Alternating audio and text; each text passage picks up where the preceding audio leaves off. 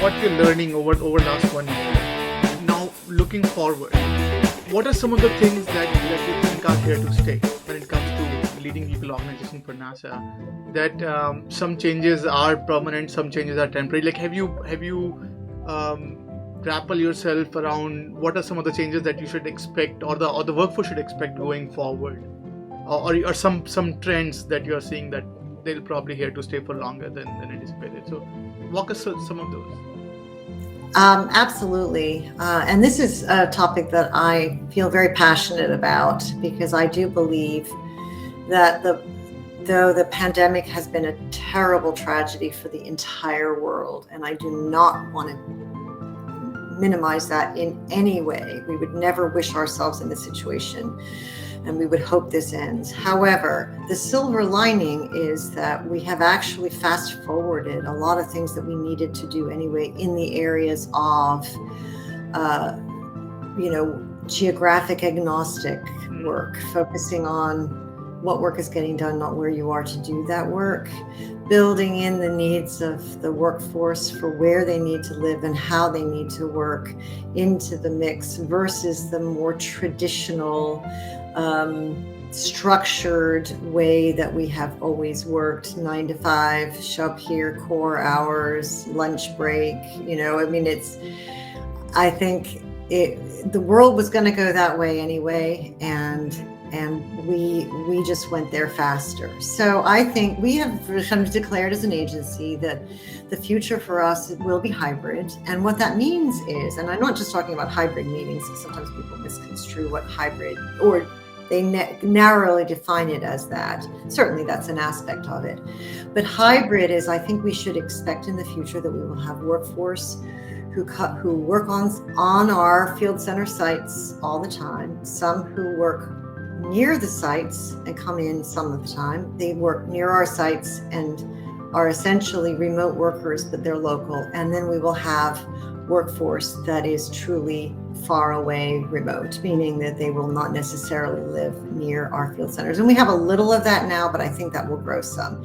And what that means then is that the management of workforce and the way that we do work has to continue to adapt. So virtual tools are here to stay, and I'm expecting that the marketplace will provide us with ever better tools that are more intuitive to use and help make the difference between participants in the room and not in the room less and less and less over time. So where you happen to be sitting will matter less and less as meetings go forward. And similarly, for doing any kind of interaction to get work done, it will be the same deal, that where you are will become less and less important, and what you're doing and how you are connecting with people will remain important and become the focus in lieu of, are you showing up on site at 9 o'clock for the staff meeting? It's good. Do we have the right people at the staff meeting, and are we talking about the right things, and can everyone hear and be heard? So, right. So those are the kinds of things that I think too, that this is the beginning of an era where, in the shift away from the more traditional mode, we are building in the needs and the wants of our employees from the standpoint of what they need to be really productive. That goes beyond the normal. So for instance, let's just suppose, you had a lot of kids and it would be really helpful to live near some parents. So you could potentially move near one of the sets of parents, and they could help us. I mean, I'm making this up a little bit. They're notional examples, but that's one thing. It could be, I'm in a very high cost of living environment. We have a few of those in our field center locations, and I could really get some stuff done that really matters to me and that I value if I could be in a slightly less high cost environment. So those are examples of things that are really employee driven, that I think we would have maybe accommodated, and we have accommodated some of these before.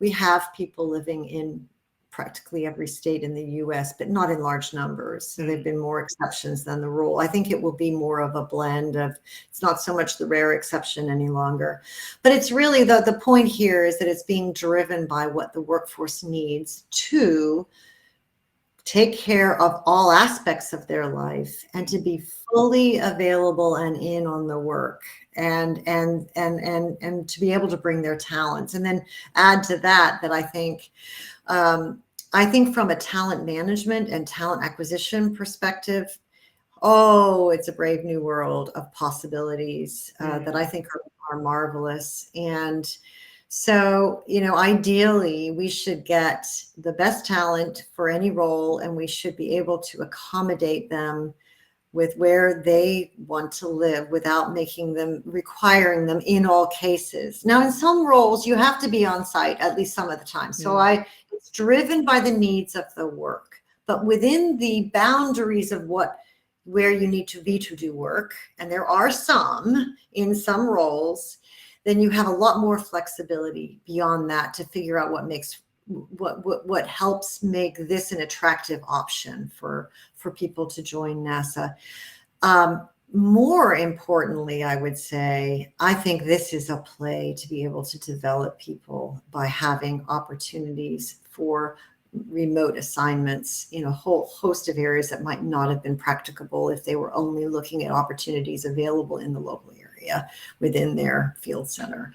So we can talk more about that, but I think that's a really big deal for us.